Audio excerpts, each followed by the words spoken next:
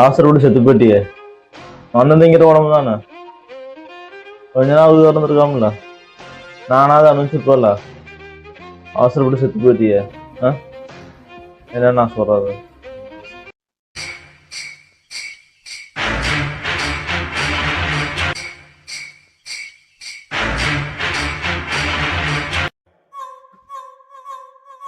சொல்லியா ஏட்டு? எப்படி இருக்க? நல்லா இருக்கியா? என்ன காலையிலே ஃபோன் பண்ணிருக்க? ஏதாவது விசேஷமா? பணம் என்ன வேணுமா? ஐயா, நம்ம ஏரியாவுக்கு வந்திருக்க புது இன்ஸ்பெக்டர் உங்களை பிடிக்கிறதுக்காக நேராக நம்ம வீட்டுக்கு வந்துட்டு இருக்காருங்க ஐயா. கொஞ்சம் நேர்மையான போலீஸ் அதிகாரி, கொஞ்சம் பார்த்து நடந்துக்குங்க ஐயா.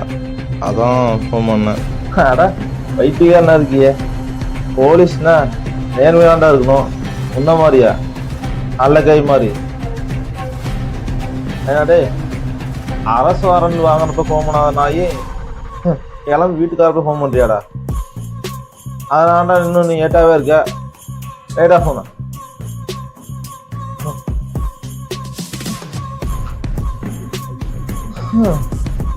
நம்மள பிடிக்க வேண்டாம் புதுசா. சரி, அவங்களுக்கும் ஒரு இடம் போச்சிட வேண்டியதான்.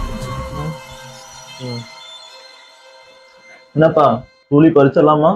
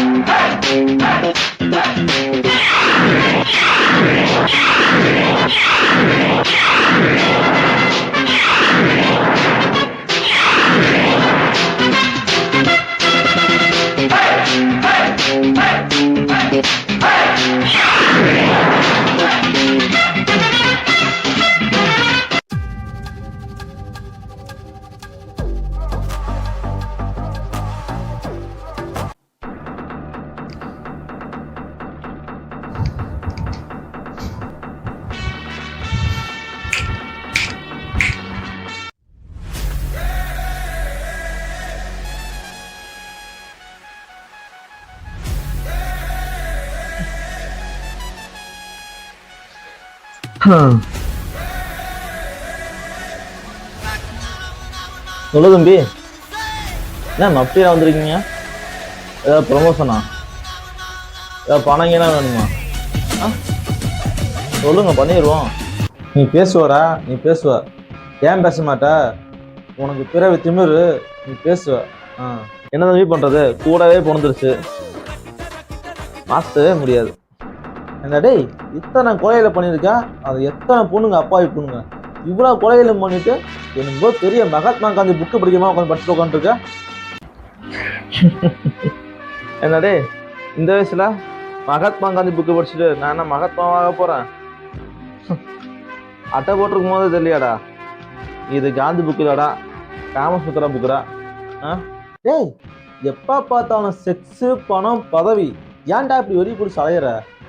செக்ஸ் அப்படிங்கிறது நம்ம வாழ்க்கையில ஒரு பகுதி தான்டா, அதுவே வாழ்க்கையே இல்லை, புரியுதா? யாரா சொன்னது? Sex is a life. இந்த கட்சிக்காரனுங்க, தொண்டை நாய்ங்க, மக்களுங்க இவங்க ரெண்டாவது தான், புரிஞ்சுதா? Sex is a life. நீ ஏன் பேச மாட்டா?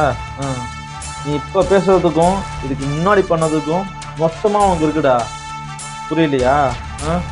இதை பத்தியாடா, இதை பார், உன் அரசு வாரண்ட். நீ வாழ்க்கை முழுக்க உனக்கு ஜெயில் தான்டா. ஜெயிலே நீ ரத்தம் வந்து எடுத்து சாக போடா. என்னது அரசு வாரண்டா? தம்பி, அந்த கருமத்தெல்லாம் படிக்கிறதா நான் ஏன் இப்போ அரசியலுக்கு வரேன்? அப்படியே எங்கள் ஓரமாக தூக்கி போடுங்க, போகும்போது எடுத்து போடுங்க. ஏன் தம்பி, ஒரு ஆளுங்கட்சி எம்எல்ஏ அரெஸ்ட் பண்ணணும் அப்படின்னா யார் யாரை பார்க்கணும், எத்தனை பேர்கிட்ட கையெழுத்து வாங்கணும், இதெல்லாம் தெரியுமா தெரியாதா? சும்மா கையில் பிடிச்சி வந்து நிற்கிறேன். என்ன சொன்ன? டே, உனக்கு 5 வருஷமான சர்வீஸு, எனக்கு 58 வருஷம் சர்வீஸு. உன் மூளையோட என் மூளை ரொம்ப அதிகண்டா. டேய், நீ ஊர் மேலே போனீல்ல, அப்போவே யார் யாரை பார்க்கணும், யார் யார்கிட்ட கையெழுத்து வாங்கணும், அது எல்லாத்தையுமே வாங்கிட்டான்டா. இனிமேல் நீ உள்ளே போகிறதாண்டா பாக்கி.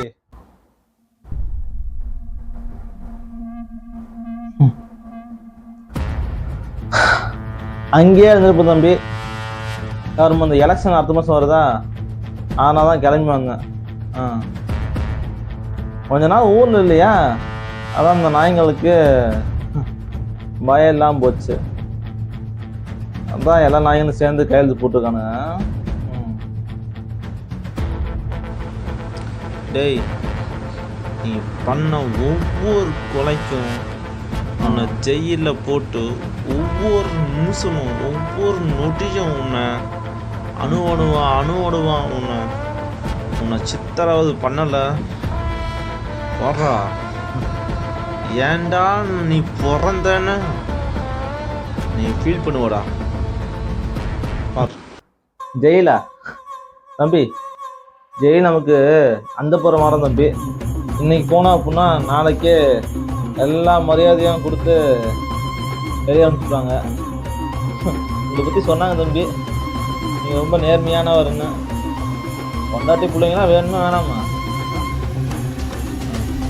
பார்த்துக்குங்க, குடும்பமே இல்லாமல் போயிடும்.